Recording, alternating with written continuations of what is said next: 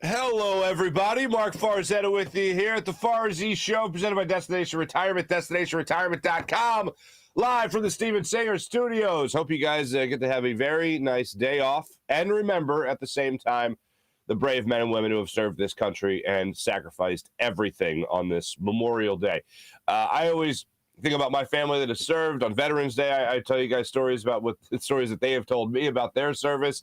And I think this country went through a very difficult time many times over when it comes to war and sending our men and women overseas to fight those battles. And it's not lost on me. I will tell you that much. Sometimes it gets lost in the barbecues and the days off, but not for me. And I know not for most of you. So thank you to all who have served and laid down the ultimate sacrifice so that we can enjoy our freedoms that we have here in the United States of America. So thank you for joining me today on your day off. Hopefully you do have a day off. Hopefully you get to enjoy it with your family. And I hope that you guys have a wonderful Memorial Day. This is supposed to be a weekend of celebration. The Phillies have absolutely nothing to celebrate. The Phillies were god-awful this weekend.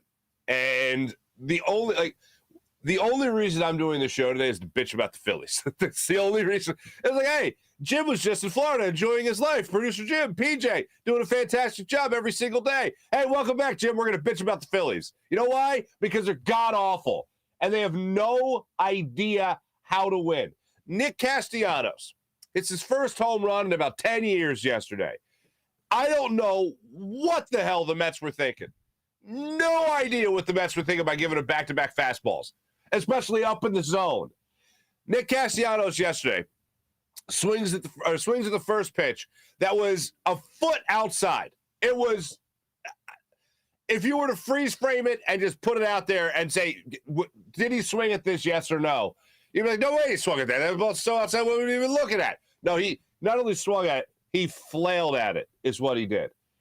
Very next pitch, right down the middle, top of the zone, strike two. Very next pitch, right down the middle, 96-mile-per-hour fastball, belted to deep left field for a 3-run home run to give the Phillies a 4-3 lead. And you feel like for a second there, the Phillies are actually going to win the ballgame.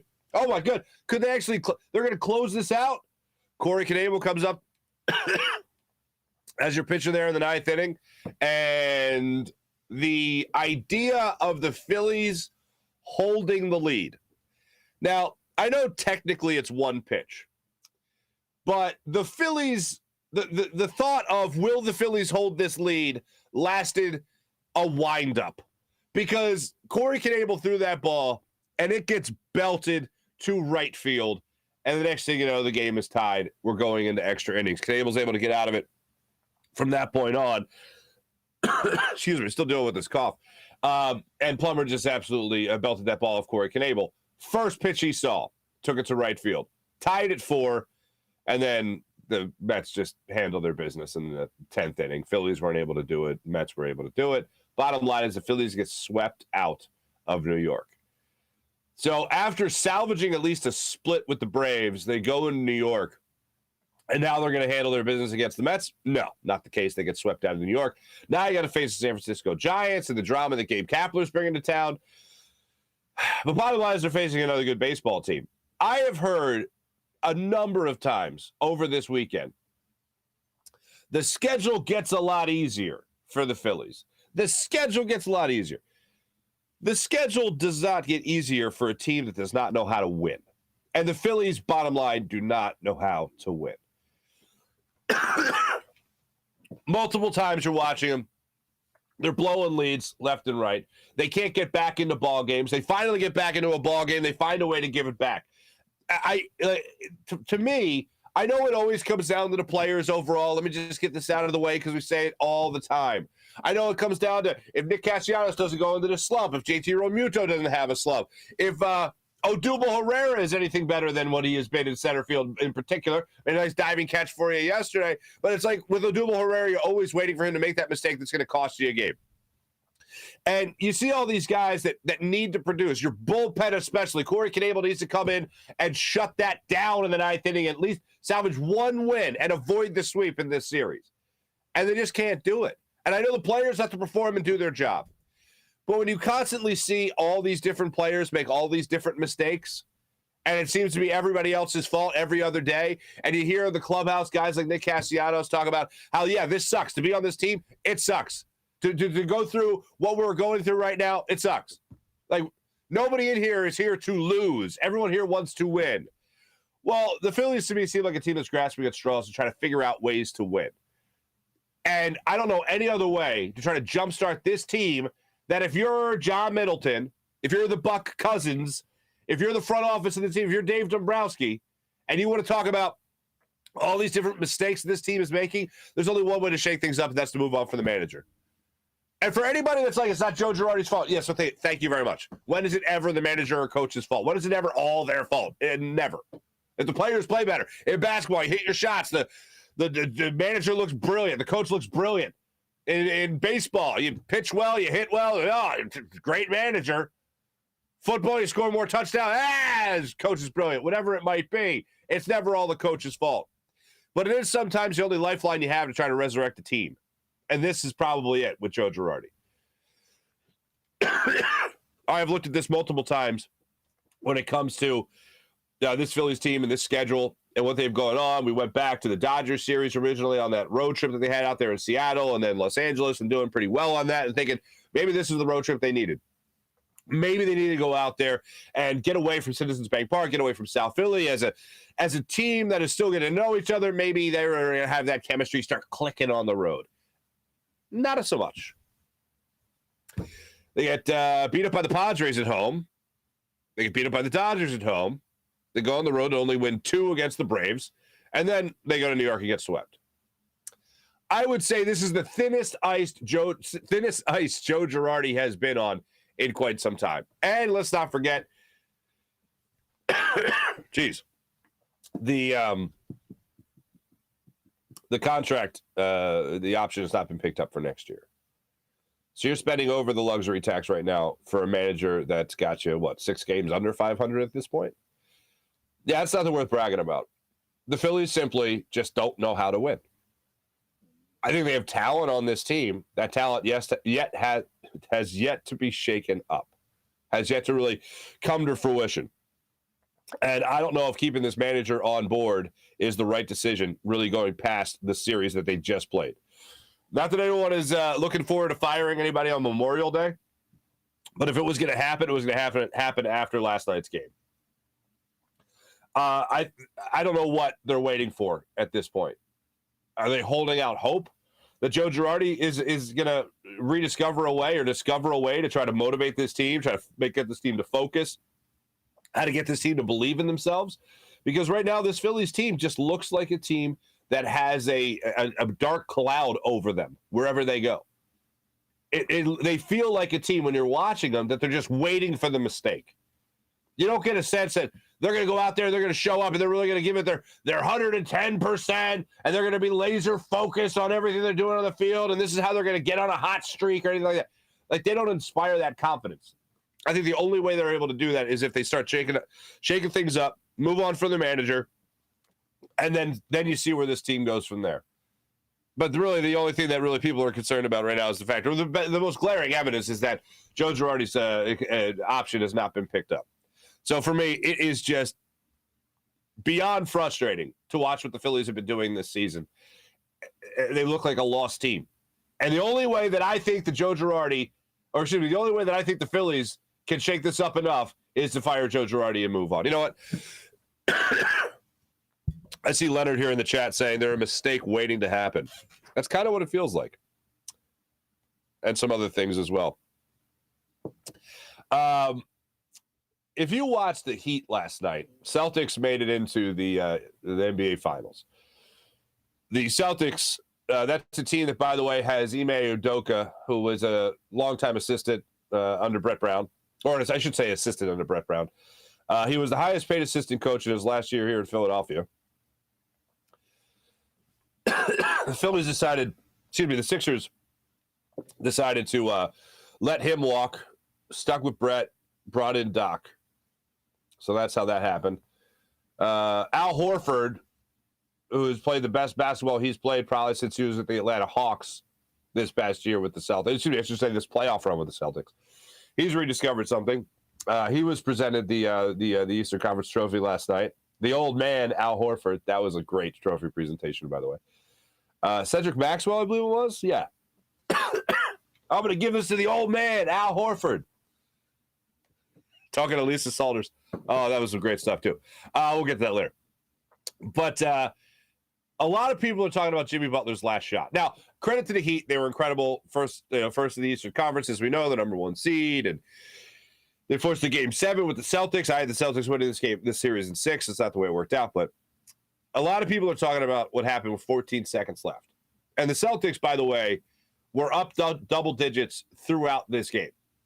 And every single time you felt like they were about to just end it and put the game out of reach, the Heat came storming back in this game. It was an incredible game. It was like you thought the knockout punch was delivered by the Celtics, and all of a sudden the Heat came back. Max Strus hit a 3, and they're back in the game. They're 2 points down, whatever. But in that fourth quarter, the Celtics, again, build another double-digit lead, and the Heat keep on coming back. And we'll take you to 14 seconds left in the game. Jimmy Butler gets a rebound under the Celtics basket. He looks up, starts the break. He's dribbling up the floor. To his right, he's got Jason Tatum. To his left, he's got Jaylen Brown. Right in front of him, he's got Al Horford. Jimmy Butler, Al Horford right in front of him. And what does he decide to do?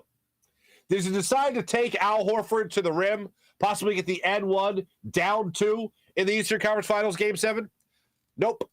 Jimmy Butler pulls up for a 3. Flipping back and forth last night between the Phillies and the Heat and the Celtics. And I'm going back and forth, and I'm watching this play unfold. And I couldn't, it didn't jump out to me that it was an egregious error.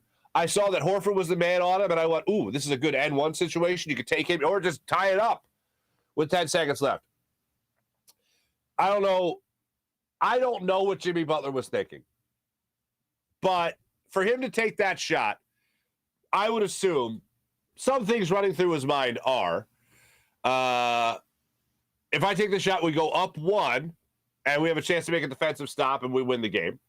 Or he was thinking, if I drive, odds are I have Jason Tatum collapsing on me from my right, Jaylen Brown coming over on my left, and I'm going to have Al Horford over the top.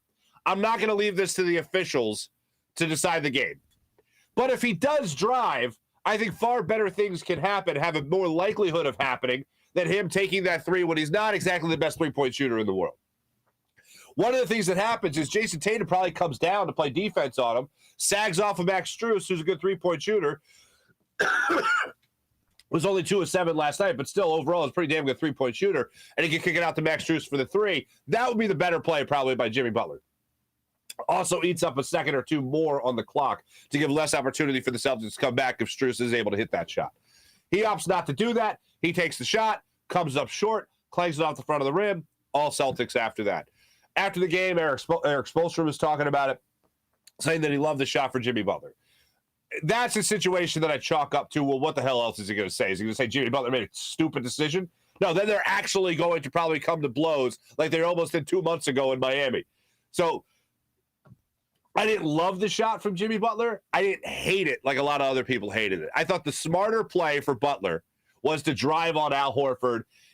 I think he at least gets that layup, and maybe he gets the bonus and 1. It would have to be egregious for him to get that call in that situation, but I think he at least ties that game, or he at least opens up Max Strus on the wing for that 3 if Jason Tatum sags off to try to help out Al Horford getting beat off the dribble by Jimmy Butler. So that to me is the play that I think if it's Jimmy Butler, I think the play that he should have made was drive to the rim. I didn't hate it like other people are hating on it, because that's Jimmy Butler's thing, man. He wants to go for it. But I think the smarter play for Jimmy Butler was to go to the rim. So we'll get into all that fun stuff in the not too distant future. We have a special treat for you guys. As you know, some of you know, Ray Didinger just did his last show yesterday. We had Ray Didinger on for our first ever Farzy second show. That's right. We did a second show on Friday. Now, many of you caught it. Many of you didn't. But I figured if there's no better day like today, on a day like today, than to hear Ray again. So if you missed the show on Friday, if you haven't seen it yet, we're going to use it today as well. Again, this was taped Friday when we talked to Ray Didinger about him going into his final weekend hosting a show on WIP with Glenn Macnow, obviously, a staple in Philadelphia for years and years, over 2 decades of that excellence. And I was lucky enough to be a producer on that show for a time and to work with Ray. And you know what I didn't, a story I didn't tell on Friday was the most mad people have ever gotten with me, I think, when I was on the radio, was I hosted Glenn and Ray's show with Ray a couple of times. And one time, I did about 10 minutes off the open of just me about, we were talking about a Sixers game. I remember Joel Embiid had just done something. I don't even remember what it was. And I remember after the show, I got bombarded with hate. Why are you talking so much? We're here to listen to Ray. You're just filling in for Glenn. Shut up. Stop talking so much. Now, what had happened was we were having an issue with Ray's microphone. And I didn't want to out the engineer that was on site. And I didn't want to say anything about Ray. Like I just wanted to start the show and act like nothing was wrong because that's what it's called being a professional. And about 10 minutes go by and they finally give me the thumbs up like, hey, we fixed Ray's mic. We're good to go. And I go, and Ray, I don't know what you think. And right away I went to him. After the show, it was, shut up. Why are you talking? Who the hell are you? We listen for Ray. Why? And I didn't want, if I respond then saying the mic wasn't set up, then I'm out the engineer on social media, then it's in print, and I'm throwing somebody else under the bus. And I just remember thinking, at the time, wow, people really love Ray. I don't think it's so much that they hate me. I think it's more so that they just love Ray. And then Ray, of course, just killed it, as he always does. He's just incredible. But I just really loved working with that man, and I know it comes off in the interview, so we're going to play that for you guys just in a second. But let me tell you guys right now about the great people at Destination Retirement, destinationretirement.com.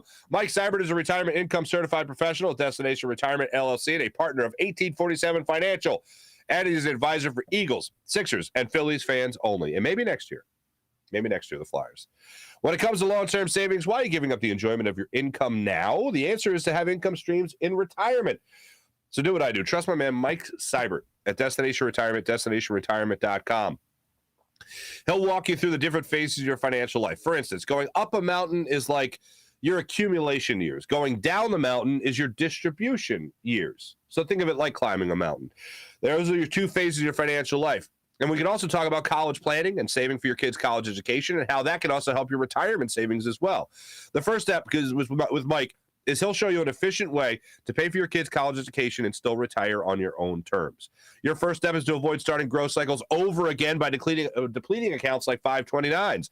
If you don't want to lose your position on your growth cycle, you got to listen to Mike because you can't start over. You can't make that time back. Find out how your annual retirement savings can help your college savings and how your college savings can help your retirement savings.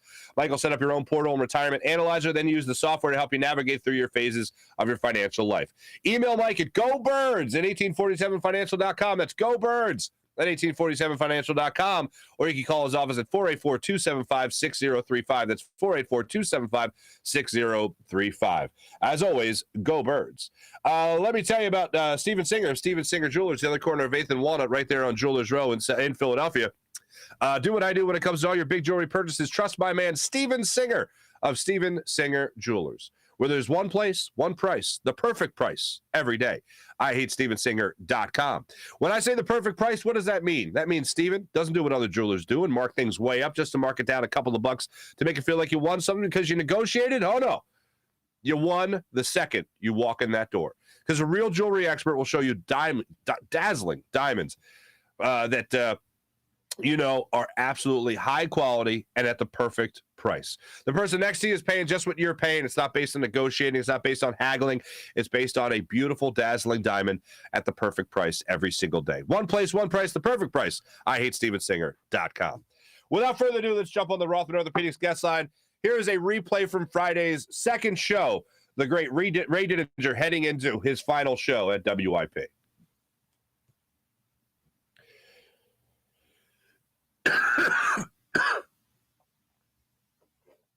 Farzy Show, everyone. A very special edition presented by Destination Retirement, destinationretirement.com from the Steven Singer Studios. This man needs no introduction at this point, so I'll just say it simply. On the Rothman Orthopedics guest line, our good friend Ray Didinger joins the show. Ray, how are you? How are you taking in this week, my friend? It's interesting that we have a whole retirement theme working here, don't we? Yeah, sure. It absolutely is. But I was telling you right before I hit play, more or less, on this whole interview here. I was telling my audience earlier this morning that when I saw your announcement with Glenn, obviously, a smile came over my face. Selfishly, I was, sad because we need you breaking down the Eagles all the time, obviously. But I was so happy for you because there's been nobody more dedicated to his craft and his family than you. And when you talked about going to your granddaughter's games and going to games as a fan, I thought to myself, after 53 years, nobody deserves it more than Ray Didinger. How did you come to this decision? How long did you really mull it over? And why now, essentially? It's been about a year that I've been thinking about it. The thought occurred to me last year. I kind of felt myself slowing down, and it's just a function of being old, being 75. And a little bit the feeling that the games have changed and the business has changed, and things have changed around me, and I haven't changed very much. And there's a feeling of being left behind a little bit, and I didn't like that, and I didn't want to be all the games, baseball, football, basketball. They're all being driven by other forces now. The analytics is so big now. Something I can't really relate to, but I understand that's where we are. And for me to kind of just be the guy that's always standing there saying, I remember in my day, I didn't want to be that guy. So I thought, we're kind of at that point now. It's probably better for me to just say, okay, I'm going to step aside, go on, enjoy, have a great time. But it's probably time for me to go take a seat in the gallery. Yeah, you mentioned sitting in the stands, like as a fan. Is that the plan? Are you going to go to games as a fan now? What is the plan here going forward? Well, we're going to start with me throwing out the first pitch at the Phillies game next weekend. Okay. Right. Former professional softball player, Ray Didinger, third baseman. Is the arm in good shape? No. No. But they did. They asked me to throw out the first pitch at the game a week from Sunday when the Angels are in town. I originally said no thanks. Hey, that's very nice of you. I appreciate it. Nice thought, but no, I'll pass. Because I always thought, I kind of always thought the first pitch thing always looked kind of dorky to me. So I just kind of said, nah. But unfortunately, my granddaughter heard about it. And my granddaughter said, oh, Pop, you have to do this. So more than anything else, I'm kind of doing it for her. I just hope that I don't, too hop it to the plate. I mean, that would be a heck of a way to leave the stage. Just gun it, man. To give it all you got. Just warm up a little bit, go out there and gun it. So I don't know how else to ask this question other than like the plan now. Are you going full Johnny Carson? Like we're not going to see you except for like paparazzi shots of you playing tennis in little white shorts? Like what are we going to see of Ray Didinger going forward? Probably nothing. Probably nothing. I've already had, and the folks at IP have been great about it, as have the folks at NBC. And they both said, hey, listen, if you want to come in and do some stuff, check in from time to time. And I kind of don't think so. I mean, I had 53 years doing it. It's a long time. It's a long time for people to have to live with my voice and my opinions. I think it might be time to give everybody a break. I always kind of admired the way certain people were able to just kind of leave it behind. John, you mentioned Johnny Carson as a classic example. I mean, Carson did his last Tonight Show, said goodbye, and that was it. I mean, you never saw him again. Ted Koppel kind of did the same thing when they closed down, when he left Nightline. Not that I'm putting myself at the class of those guys, but I think there's something to be said for, when you take your leave to leave. And I feel really good, really good about my career. I feel really good about the writing part of it. I feel really good about the TV and radio stuff that I've gotten to do that I never expected that I'd get to do, but I've gotten to do it, and I really enjoyed that. And, the 13 years I spent at NFL Films working with Steve Sable was a tremendous, it was really a tremendous sort of middle chapter of my life. I feel really fortunate that I've been able to do what I've done, and I've enjoyed it thoroughly. But, I kind of think, enough is enough. And this weekend I finish up. I got 2 shows with Glenn left. I got Saturday and Sunday. And then when that's over, I think it's over. Mm-hmm. Of all the stupid football bets you and Glenn Macnow had, does one jump to mind as the stupidest? Oh, yeah. Well, I won it, so it's sort of my favorite. But it was the Sav Rocca bet. That was sort of my favorite. Was the Glenn got so caught up in the romance of this Australian punter with the big leg that he just lost his mind for a while. And when it came time to make the football bet, I said, well, Glenn, Glenn he nicknamed him the Kangaroo Kid and all that stuff. I said, it's okay. I mean, you're really into this Sav Rocca thing. Why don't we just build our stupid football bet around Sav Rocca? And he said, great. Okay, terrific. Okay, here's the bet. 60-yard punts this season for Sav Rocca. So, okay. And I let him set the number. And he said 12. And I knew there had never been more than 5 in any one season in the NFL. So I didn't want to jump at it too quickly to make him suspicious. So I said, let me think about that. And I know it's a stone cold winner. I know it, but I don't want to let on. 12. I don't know. Yeah. All right. Talk me into it. Of course, he finished the season with a grand total of 1.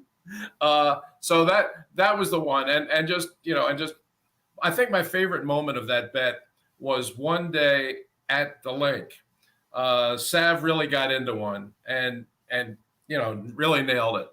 And it gets fair caught, and the press box announcer, who by this time everybody was aware of the bet. The press box announcer announces, and that Sav Rocca punt, 59.5 yards.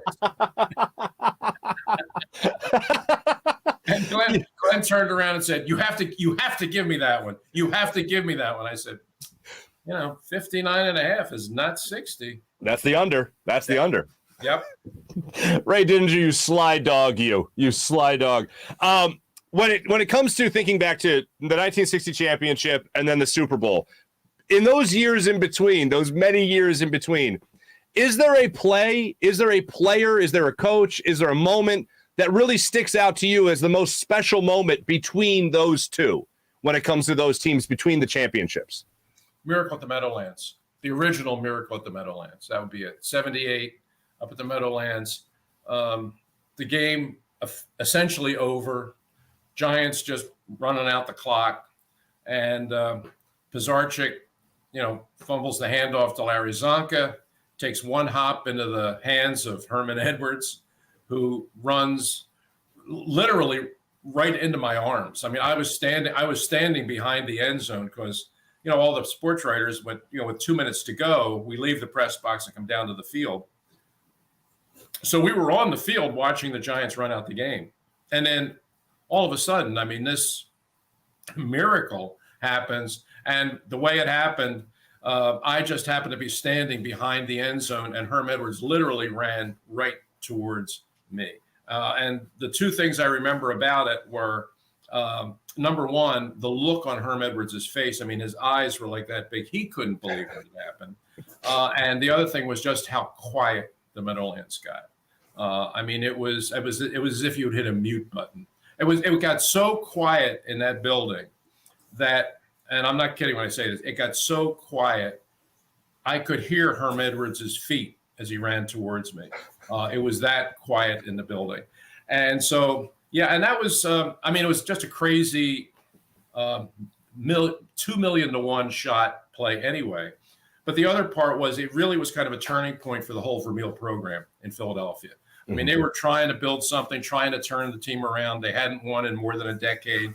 And that was kind of the moment when I think everybody, the coaches, the players, and even the media covering the team, we kind of felt the narrative shift. This is a team that had been inventing ways to lose for the better part of a decade. And on this particular day, they had invented a way to win. And it was just the signal that, maybe they had turned the corner and become a winning football team. And sure enough, they did.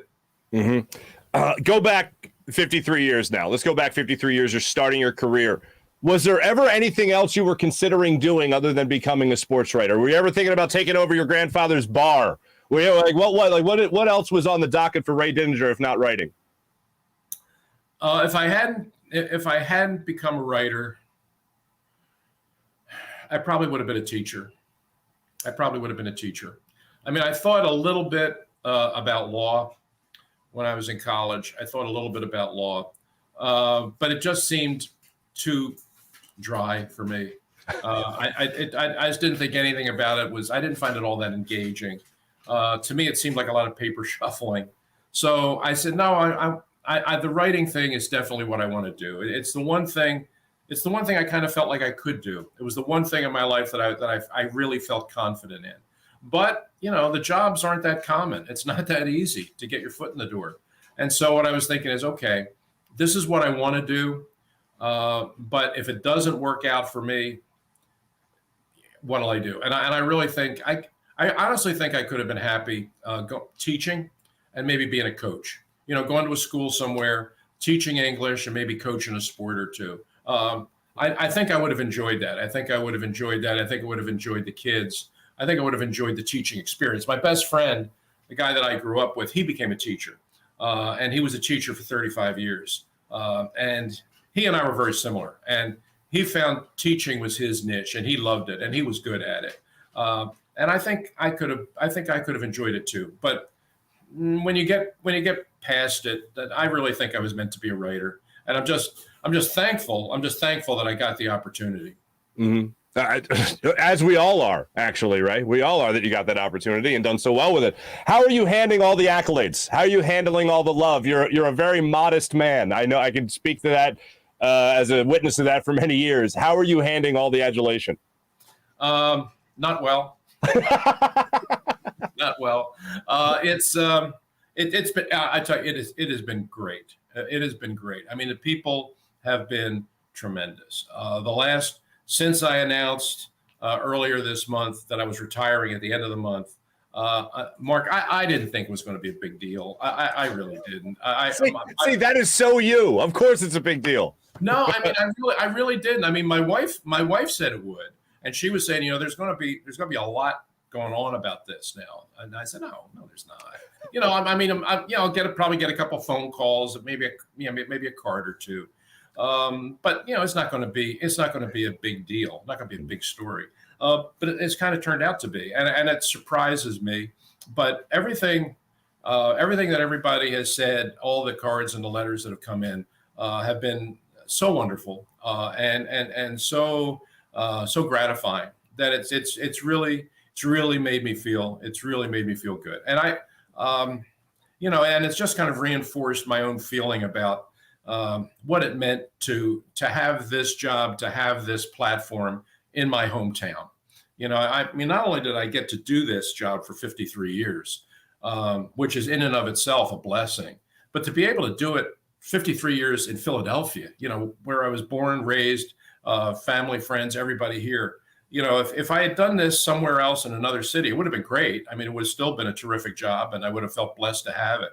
But to be able to do it right here in my hometown has made it particularly wonderful. And the people that have written and reached out to me, and so many letters that have started with, we've never met, but, I feel like I know you, or, I've never had the opportunity to meet you, but, every weekend you're you're on the radio in my kitchen, or you're in the car with me when I'm driving my kids to Little League. And the one thing that it's really made clear to me is, and you being in the business, you understand this, is how you become a part of other people's lives without even realizing it.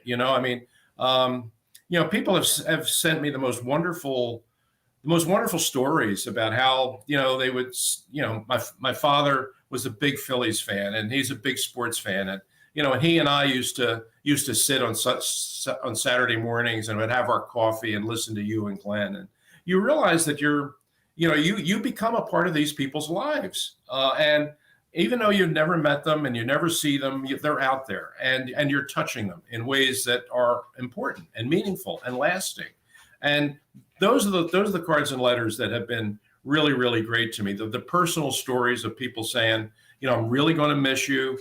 I just want to thank you for all the years of entertainment, and God bless you in retirement. And really, really heartfelt stuff like that. It has been really wonderful. But to your point, it's been way more than I expected. I didn't think it'd be anything like this.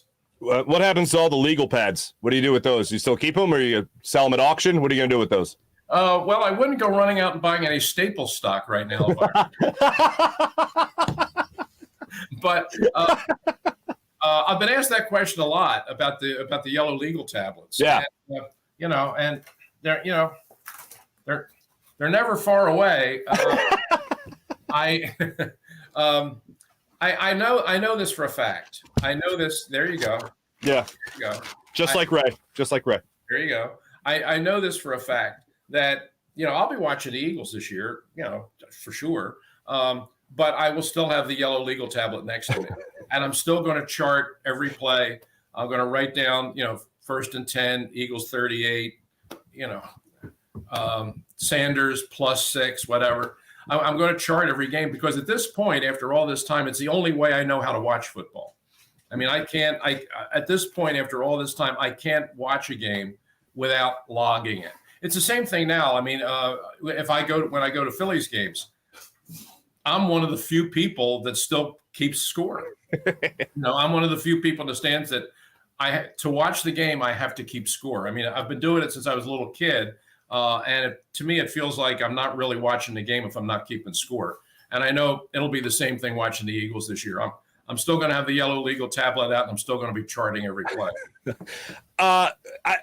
Where do you leave us, Ray, with the Eagles? How is the state of the team right now after all these offseason acquisitions, all the trades, Howie Roseman, the draft, the whole thing?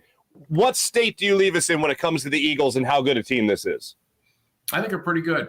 In fact, that's why, to your point, I mean, props to Howie Roseman. I mean, there was a lot of talk about him this offseason because of the 3 first-round draft picks, and the idea that this was kind of okay, it's all on Howie now, and and I really thought he had a terrific offseason. I really did. I thought the draft was really good. They got some good players. I like Davis a lot.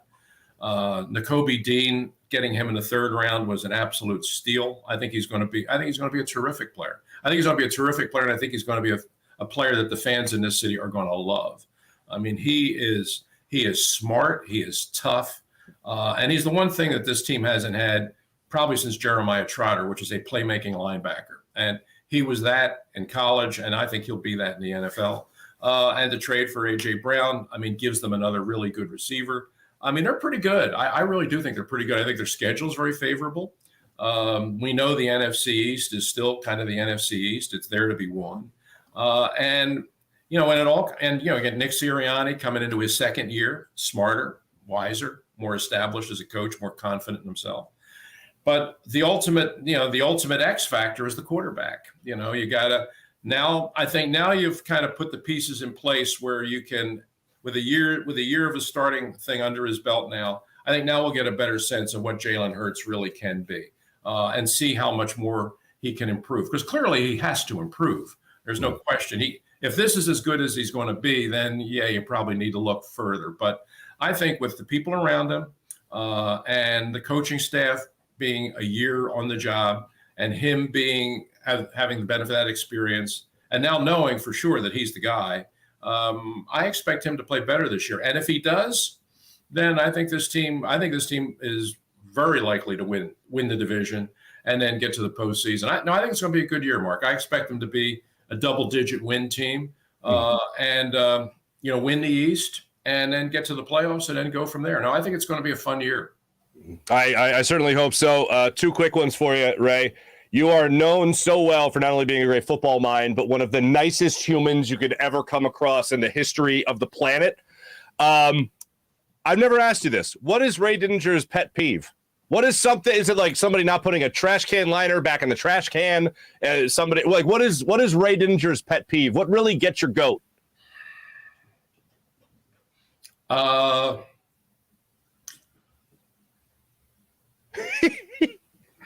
People that are aggressive drivers. Oh, all right, okay. Aggressive driving. I'm in an age now where I don't want to drive my car like it's Le Mans. I don't want to. If the speed limit's 70, I don't want to drive 75. Okay, I don't want to do that. And to be driving along at 65 and have somebody right on my bumper, that doesn't. I don't like that. So probably aggressive driving is probably and just general rudeness. People are just generally rude. I mean, that still bothers me. God bless you, man. I love how long it just took you to come up with one. Ray, I told you before, I was just smiling when you made the announcement because I know how much you love your family. I know how much it stinks to have the NFL schedule dictate how often you get to see your family and when you get to see them. Right. There's nobody that deserves a more enjoyable, more family-filled retirement than you. And I couldn't be happier for you. I'm saddened to know that I'm not going to be hearing your takes on the Eagles much. I don't know. Maybe you'll sign up for Twitter one day and just start piping out the hot takes. I don't know. But you know how much I love you. You know how much I respect you. Thank you. First off, just to you for your dedication to the craft. And thank you to your family for sharing you with us for all these years, because no one has done it better than you in so many different ways, my friend. Thank you, Mark. I appreciate that. Family's a big part of this decision. There's no question. My granddaughter is going into her senior year of college. She's going to be the captain of her college field hockey team. And so I really want to see every game this year. I really do. It's very funny. Just this morning, I got in the mail, a guy sent me a book, Field Hockey for Dummies. Learn all the rules and all the intricacies and all the nuance of field hockey. And trust me, I'm going to read it from cover to cover because that game still baffles me. It really does. But I fully intend to go out to the games this year, see everyone, and be fully armed with field hockey knowledge. Legal pad at the game or no legal pad at the game? No, I think I'll leave the legal pad in the trunk. There you go. Ray, congrats to you. Congrats to your family. Just an enjoyable retirement for you. I know we'll be in touch, but thank you for everything. And some of my audience knows this, some don't. One of the greatest joys of my career was getting to be the producer of the Ray Didinger, Glenn Macnow show on weekends when I was at WIP from Slack's Hoagie Shack. Mm-hmm. And I would sit back there and just absorb the knowledge that you would be doling out as much as possible. And I can't thank you for your kindness, your friendship, and obviously, again, your dedication to your craft. Ray Didinger, a happy retirement. Nobody's earned it more than you, my friend. Thank you so much. Thanks, Mark. Thank you for your friendship and all the great work over the years. Good luck. Keep up the great work, man. Absolutely. Oh, and congratulations on the Ray Didinger internship program I heard about from WIP. That's beautiful. Congrats. That was a surprise. They surprised me with that when I was in with Angelo yesterday. But I think it's a great thing. If I can, if some way help some young person just try and get that first foot in the door kind of thing in the business, if that's what they want to do, I'm real happy about that. The great Ray Didinger joining us on the Rothman Orthopedics guest line. Thank you so much, Ray. Take care, Mark. See you later. Absolutely. Thanks, everyone, joining us on this special edition of the Farzy Show featuring... My thanks to the great Ray Didinger. Once again, I figured today would be a good day to replay that. If you missed his show yesterday, signing off with Glenn Macnow, like, some people, man... And this is just what makes Ray so perfect. Some people just know the exact words like to express exactly how they're feeling and convey that to you so that you feel it as well. And Ray does that, I think, better than anybody, which is why he was such a phenomenal writer. And yesterday he wrote his farewell address, if you will. And the line that got me, and he spoke for about 10 minutes, and the line that got me was, 53 years in the business. We all know how long Ray's been doing it. We all know how great he's been doing it. Football Hall of Fame writer, as we know. I don't know if he's ever written a more perfect line than the line he wrote in his farewell yesterday, which was, in 53 years, I've written thousands upon thousands of stories and thousands upon thousands of words, but I've never written goodbye. For that, I was like, all right, and the waterworks are on. Niagara Falls over here. That was the line, and I thought that is the most perfect way to put this, because it really puts everything into perspective. Through all of this, no matter what he has covered, the Eagles winning a Super Bowl, going to the 1960 championship game, meeting, befriending, inducting into the Hall of Fame his good friend, the late, great Tommy McDonald, writing a play about it, Tommy and Me. Of all the things he has done, of all the radio shows, of all the post-game shows, all the pre-game shows, all the football interviews, all the things in NFL films, all of it, I've never written goodbye. So it was a moment of, and I told him this before, and after that interview that we did on Friday, we had an email exchange, and I just said, Ray, what I love most about you, man, is your humility. You're this wildly successful football mind, this wildly successful writer, and you feel like you make somebody that you talk to feel like they could teach you something. Like Ray's never afraid to go, that's a really interesting point, or that's a really good point. He's not the guy that if you know something that is considered inside, he doesn't shoot it down. Oh, how dare you think you're on the same level as me? I'm Ray Didinger. Like, that would never happen. And I've seen him do it in person. People have said things about, in the last 5 minutes of that Super Bowl with Andy Reid, and Ray's like, oh, that's very interesting. Like, he's just this wildly humble guy. And somebody that's that great usually isn't that humble. And he's all surprised at all the adulation he gets. And I think I'll take him up on his offer. I do have a regret. I don't have many, but one regret is I bumped into Ray once when he was in Rittenhouse Square, and I was doing a Farzy in the field, and he was just sitting there on a park bench with a bag lunch. Like he was at recess. Excuse me. He did not have his bulldog. And I was doing a Farzy in the field on the Eagles, and I just wanted to go back and ask him. I talked to him for a minute. We caught up, and I said afterwards I walked away and I go, oh, I should have asked Ray my question, whatever the question was. Is Jalen Hurts the guy? I don't know. And then like whatever he answered with, just be like, what the hell does this guy know? And then just leave. But I didn't want to do it to him, and I didn't go back to ask him. Like, I just should have anyway, because he would have done it. I always appreciated how Ray would entertain bit ideas I had. Like when I was at 700 level at NBC, I had this idea. If you've ever seen Conan O'Brien did this feature with William Shatner called Shatner Secrets. And he did it with some other people like Tom Hanks, Secrets, right? And I'm like, these are these prim and proper people that Conan would put in these positions to tell like wildly outlandish falsities. Like they weren't true stories. It's like William Shatner would be in a dark room with a lone spotlight on him, smoking a cigarette, drinking a glass of whiskey. And he'd be like, this one time in Bangkok, we had to hide a body. They never found that body.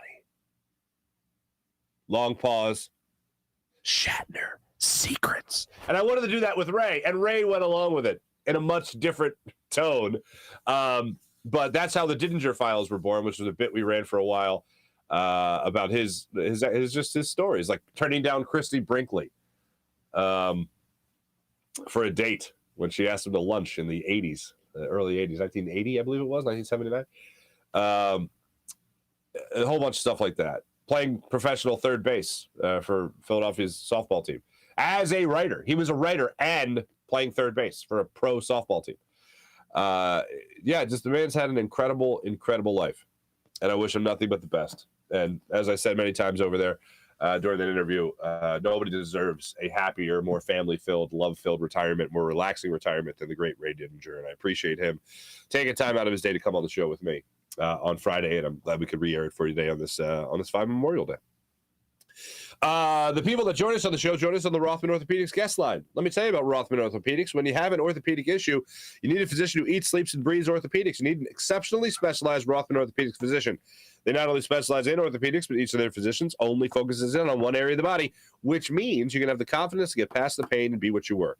Visit them one of the 30-plus locations in Pennsylvania and New Jersey, including 4 orthopedic-only urgent cares. Learn more at rothmanortho.com. That's rothmanortho.com. Ladies and gentlemen, if you haven't seen it yet, by the way, I'm going to the doctor tomorrow to try to get this cough figured out. I don't know what the hell the problem is. I learned there's a part of the throat that I never even heard of before. You got that thing, that dangly thing. What's that, the uvula? And then you got like another thing in the middle of your throat, and that can become inflamed. And I think that's what I got going on here. I don't know if you guys know this or not, but I'm not a doctor. But you know what? So don't take my advice on that. But take my advice on this. Versus Game. Download the Versus Game app to your phone right now and let the games begin. With Versus Game, you can ask questions. You can attach your videos to it as well. Excuse me. It is unreal. It's such a fun app to bet on. It's a fun app to converse on. It's a great app to win real money prizes on. It's awesome. You guys can download the Versus Game app to your phone right now. Follow us at the Farzy Show. The logo's on the screen for you right now. The Versus Game logo. That's what you look for in the App Store or Google Play Store. Download it to your phone. Check out the Farzy Show on it. And you guys can answer my question. For instance, this week, by 11:59 tonight, who will be higher in the standings? The Philadelphia Phillies or the Miami Marlins? And, it's down to the wire. Phillies play. They're 10.5 games up. 10.5 games back. Marlins are 11 games out of first place. Phillies play at 4:05 today. Those Miami Marlins. Let's see when it comes down here, ladies and gentlemen. Let me try to get this for you here. The Miami Marlins play. Did I hit the right button? I did hit the right button. The Miami Marlins play at 4:10 at the Colorado Rockies. So if the Marlins win, they're in first place. Or first place. Jeez. They beat the Phillies in our question on Versus Game. So make sure you guys download the app and place a bet. It's always binary. It's always this or that. It's always yes or no. It's always who will be higher, Phillies or Marlins, whatever it might be. We'll have a new question out for you tomorrow as well. But that's Versus Game. Download the Versus Game app to your phone right now and have yourself a good time. How about people at Freestone Farms CBD? That's Freestone Farms CBD. Oh, for people new in the chat. If you don't know our connection with FreestoneFarmCBD.com, you do now. And let me say this. You like CBD? Have you had CBD products that you've really enjoyed? Have really done a great job? Have relaxed you? Have made you feel better after a workout? FreestoneFarmCBD.com, I guarantee you, is the best you've ever had. And I'll tell you right now, you can get 20% off.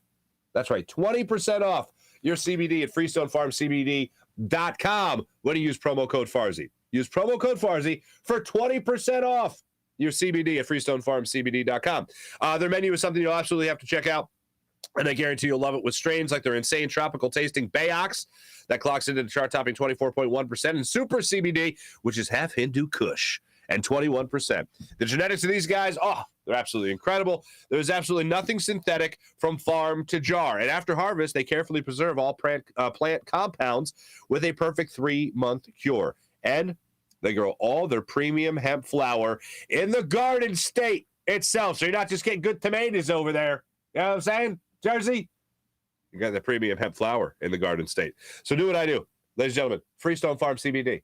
FreestoneFarmCBD.com. 20% off. Use promo code Farzy for 20% off at checkout at FreestoneFarmCBD.com. How about BHL Sports Station, Philadelphia Sports Station, enhancing your Philadelphia sports fan experience across all social media and blogs. That's BHLSportsStation.com. Yeah. Let's get into the chat check. I responded to a couple of you wonderful people And I'll keep going here. Kevin, good morning. Leonard, what's up, Leonard? Welcome in. Finally on the ice. Ice gonna break. Girardi will be fired end of June. Interesting. Leonard, thank you for expressing. Hey, Leonard, you're a veteran. God bless you, man. Thank you for your service. Here's what I did want to point out in my open there. I've told you guys before, I'm a big fan of the Smartless podcast. Jason Bateman, Will Arnett, and Sean Hayes. They had Tom Hanks on not too long ago. And Tom Hanks, they asked him about his curiosity when it comes to World War II, for instance, and how he, of course, had the big role in Saving Private Ryan, and we all know that, okay? So he said when he was a kid, he worked as a bellhop at this hotel in California. And this gentleman would come in as the dry cleaner. And he would pick up the hotel's dry cleaning and go to the dry cleaner and come back and make a couple of trips throughout the week. So Tom Hanks got to know this guy pretty well during one summer. And the guy told him, hey, Tommy, I'm not going to be back. He's an older gentleman, older than Tom Hanks, obviously. And he goes, hey, I'm not going to see you for a couple of weeks. I'm going to be going away with some buddies. And Tom Hanks goes, oh, hey, where are you going? And he goes, France. And he goes, oh, that's awesome. You going to Paris? All that stuff. And he goes, no. I'm just going to be visiting some guys I used to work with. And Tom's just telling this great story. And a couple of weeks go by, and the gentleman ends up coming back, and he seems like a little bit different, a little bit more, I don't know, reserved, whatever. Like he was in a different state. He wasn't like a fun-loving guy anymore. And he goes, not that he was cold or anything. It's just that there was something that maybe happened while he was over there.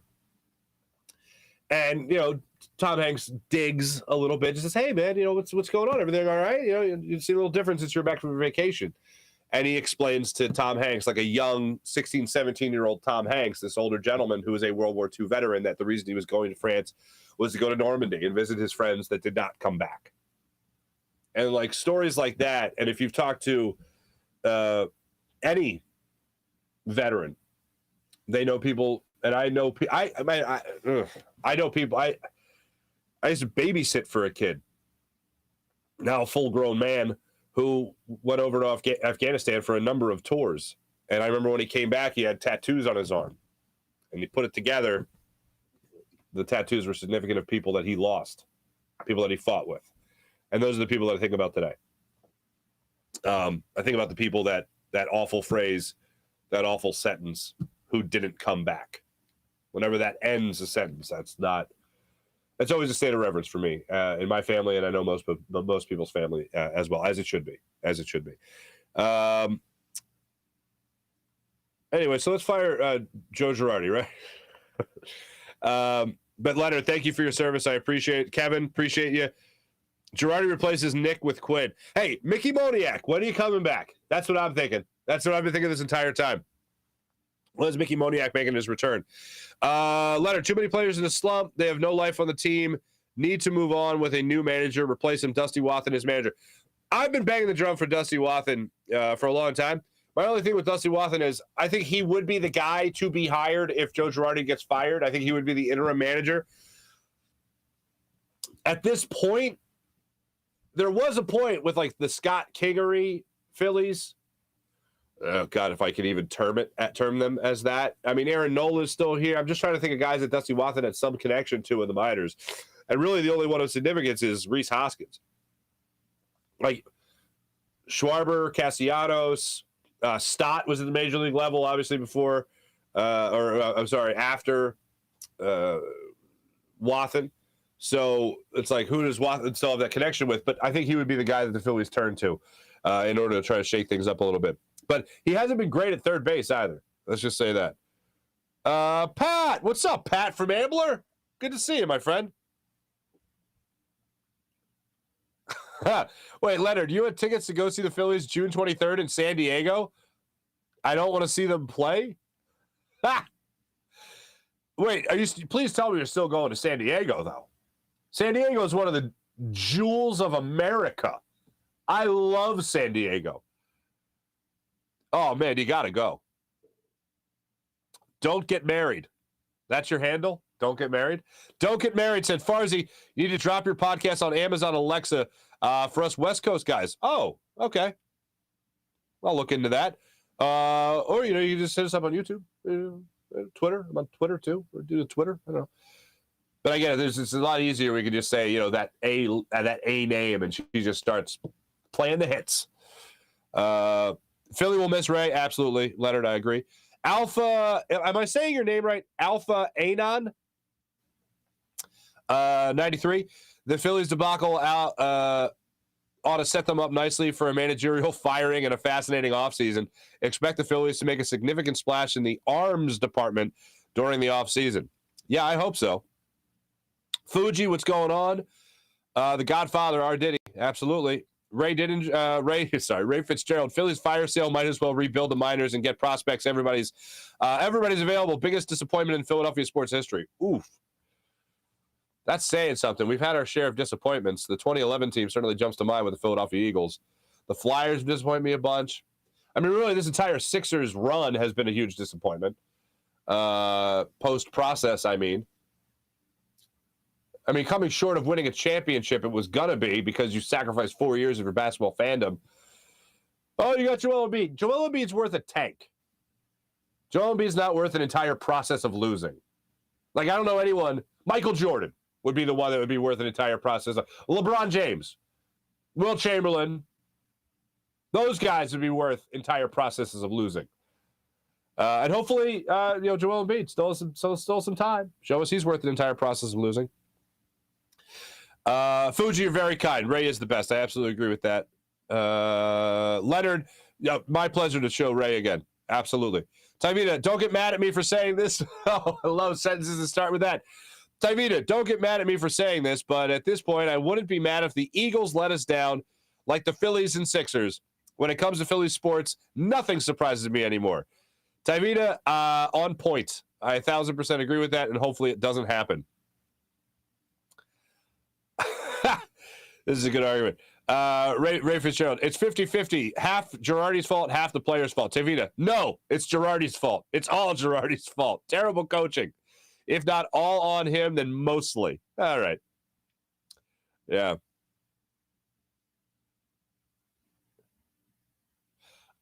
Fuji, I recall the Phillies interviewing Dusty Wathan, I assume you're saying, before hiring Gabe Kapler. I think they did. That sounds familiar.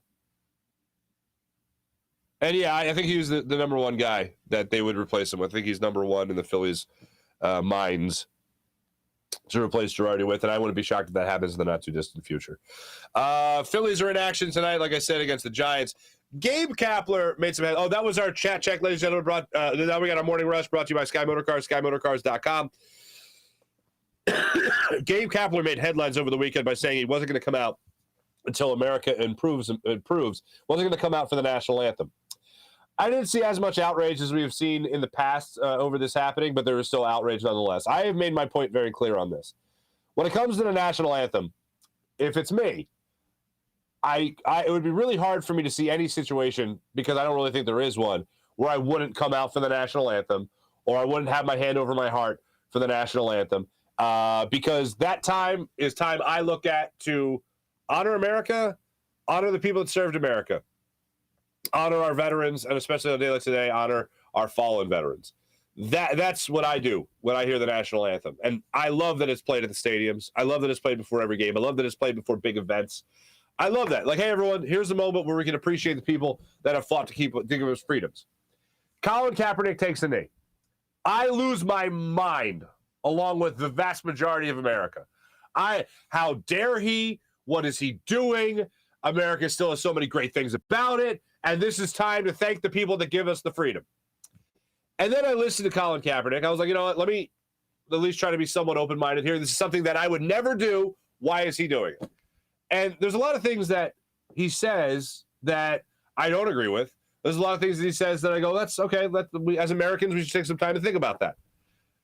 I no longer get outraged when it comes to somebody taking a knee during the national anthem, because I realize that it's not a protest against the soldiers or against the national anthem. It's a statement of we're far from perfect. And recent events in this country, like Uvalde, for instance, mass shootings that we have, we still have a lot of things to work on. And when I think about that, I think about what goes on in the Senate right now in H.R. 8, and we've talked about this before, and what Steve Kerr lost his mind over. And I've seen stories come out about even if H.R. 8 was approved, the 18-year-old purchased the guns legally, so it wouldn't have mattered. Well, I'm still not against making guns more difficult to obtain. Let's just put it that way. So that you would not just need a background check. You wouldn't just need to do it legally, but it would still be harder to obtain in general. I'm not for going house to house and taking people's guns away. I do believe in the Second Amendment, but I think that we could be a lot smarter about the way that we go about this. I think H.R. 8 is a pretty good way to start that process again. So Gabe Kapler is not coming out. He said he might temper that just because it's Memorial Day, or because it's Memorial Day, not just, but because it's Memorial Day.